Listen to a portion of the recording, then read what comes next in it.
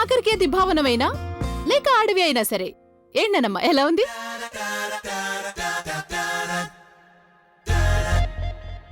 వదిలేయాలియా, నీ వల్ల ఆఫీస్లో పని సరిగ్గా అవ్వదు, అలాగే యాక్టింగ్ కూడా. ఎక్స్క్యూజ్ మీ, నా యాక్టింగ్ గురించి జడ్జ్మెంట్ ఇవ్వడానికి నువ్వెవరసలు? అసలే నాకు వీటన్నిటి మీద ఇంట్రెస్ట్ లేదు. నువ్వే నన్ను ఫోర్స్ చేసావు నేను ఇవన్నీ చేయాలి అని. ఇంట్రెస్ట్ లేదా లేక ఇవన్నీ చేసే టాలెంట్ లేదా?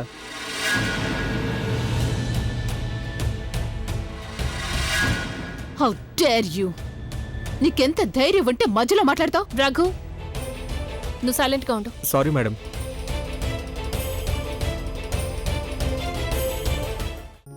ఇక ఇప్పుడు మీ అందరి ముందుకి మాత అనసూయ రూపంలో రాబోతున్నారు సరళ అరోరా గారు.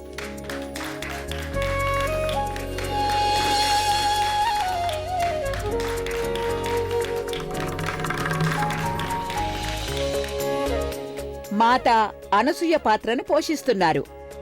ఇక ఈ దృశ్యంలో మాత అనసూయ సీతాదేవికి పతివ్రత ధర్మాన్ని అర్థమయ్యేలా చెప్పబోతున్నారు. కానివ్వండి.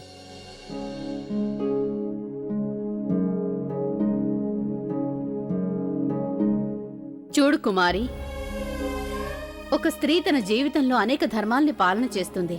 కానీ ఆ అన్ని ధర్మాల్లోనూ అన్నిటికంటే ఎక్కువ ముఖ్యమైనది, అలాగే ప్రాముఖ్యత కలిగి ఉన్నది పతివ్రతా ధర్మం. ఒక స్త్రీకి తన జీవితంలో భర్త కంటే ఎక్కువ ఇంకేవీ ఉండదు. తనకి మించిన సుఖం ఇంకేవీ ఉండదు. ఒక స్త్రీ తన భర్త సుఖానికి ముందు ఇంకే విషయానికి ముఖ్యత్వం ఇవ్వలేదు, అలాగే ఇంక దేని మీద కూడా ఆశ పడలేదు. తను ఏ స్త్రీ అయితే తన భర్త కంటే ఎక్కువగా వేరే విషయానికి ముఖ్యత్వం ఇచ్చిందంటే తన జీవితంలో ఎప్పుడూ సంతోషంగా ఉండనే లేదు.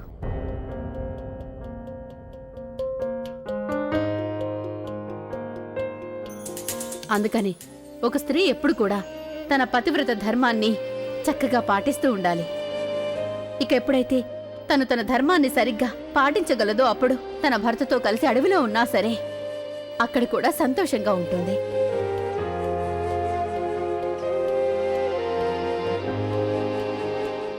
అలా కాకుండా ఒకవేళ తన ధర్మాన్ని తను పాటించలేదంటే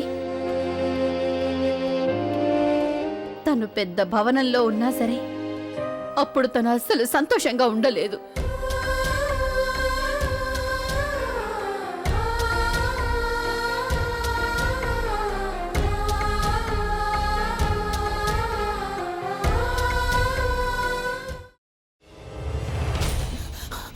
నువ్వు ఇంకేమన్నా చెప్పాలా? ఇంకేమన్నా అబద్ధం చెప్పాలనుకుంటే చెప్పేయి. నేను చూడాలనుకుంటున్నాను నన్ను మోసం చేయడానికి నువ్వు ఎంత నీచానికి దిగజారగలవు అని. ఎందుకు ఆలియా, ఎందుకు నువ్వు ఇలా చేసావు? నీకు తెలుసు కదా నానమ్మ తర్వాత నీ ఒక్కదానిని కదా నేను పూర్తిగా నమ్మేది. ఏమన్నావు నువ్వు? ఈ మధ్య అన్నిటినీ మర్చిపోతున్నావా? అది చాలు. వాటిలో ఉన్న శక్తి విషయాన్ని గ్రహించి మనకు వివరిస్తాయి.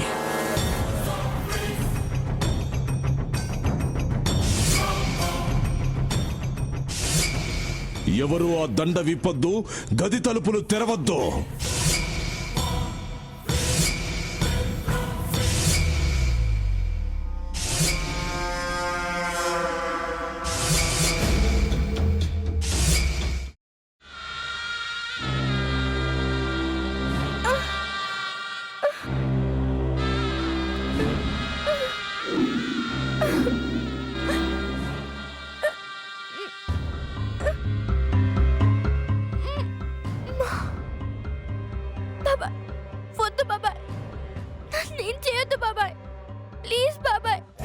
నీకు నిజం తెలిసినప్పుడే నా ఆలోచనలో నువ్వు చచ్చిపోయావు.